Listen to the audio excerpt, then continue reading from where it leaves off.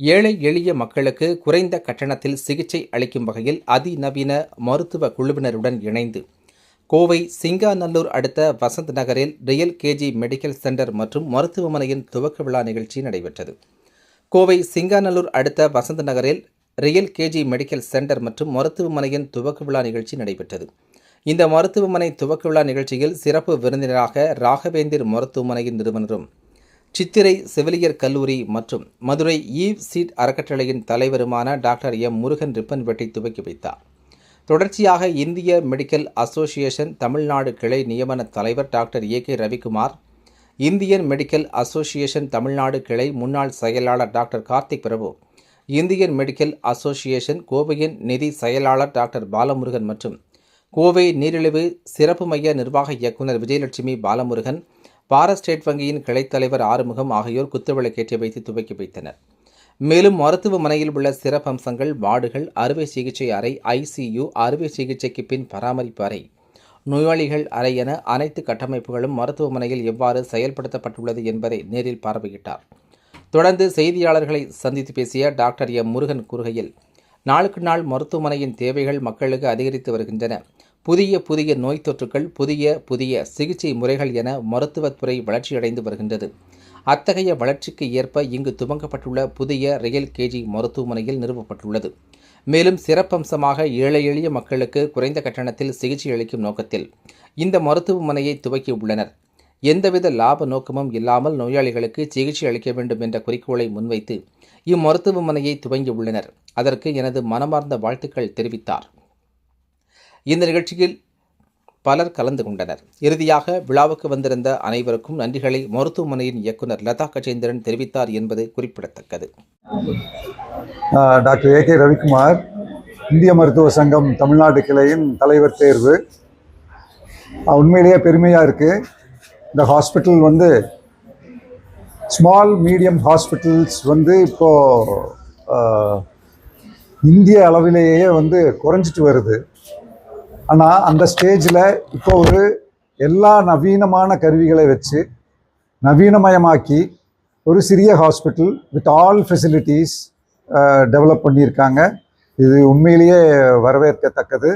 இது பொதுமக்களுக்கு ரொம்ப பயன்பாட்டில் இருக்கும். இந்த மாதிரி ஹாஸ்பிட்டல்ஸ் நிறைய வரணும். எல்லாருமே கார்ப்பரேட் ஹாஸ்பிட்டல்ஸுக்கு போக முடியாது, செலவு பண்ண முடியாது. ஸோ அந்த ஒரு தருணத்தில் we encourage always small medium hospitals to come up.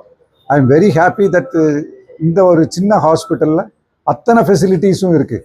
நீங்கள் சார் சொன்ன மாதிரி, டாக்டர் முருகன் சொன்ன மாதிரி, இங்கே ஃபெசிலிட்டிஸ் எமர்ஜென்சி கேர் இருக்குது, ஐசியூ இருக்குது, தியேட்டர் இருக்குது, 24 hours டாக்டர்ஸ் அவைலபிள், லெபார்டரிஸ் இருக்குது.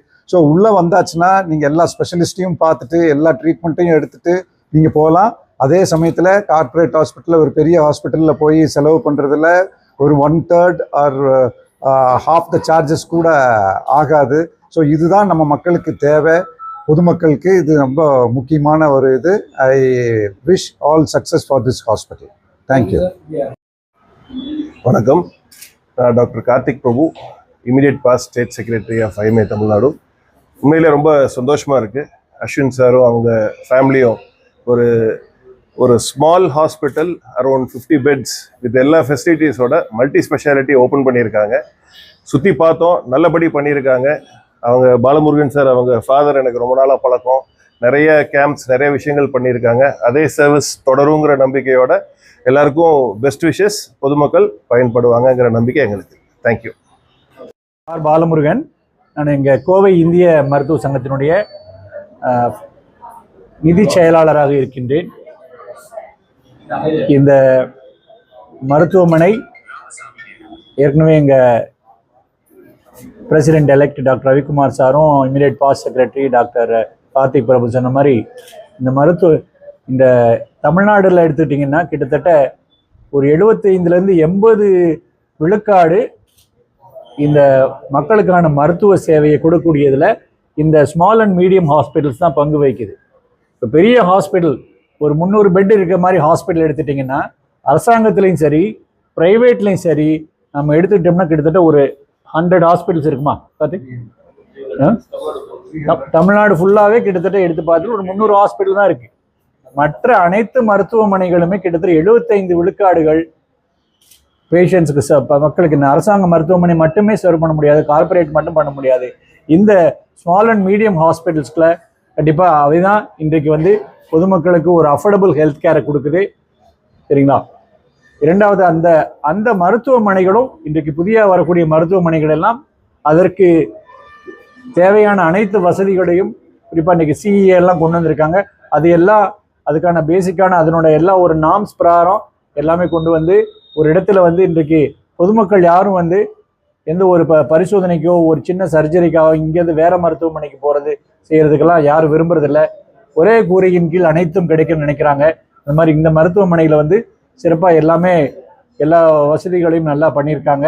இந்த மருத்துவமனை கண்டிப்பாக கோவை, குறிப்பாக இந்த சிங்காநல்லூர் பகுதி மட்டுமில்லை, கோவை மாவட்டம் உள்ள பொதுமக்கள் அனைவருக்குமே ஒரு சிறந்த ஒரு வாய்ப்பாக இருக்கின்றது. இது பொதுமக்கள் அனைவரும் நன்கு பயன்படுத்தி கொள்ளுமாறு கேட்டுக்கொள்கின்றோம். நன்றி, வணக்கம்.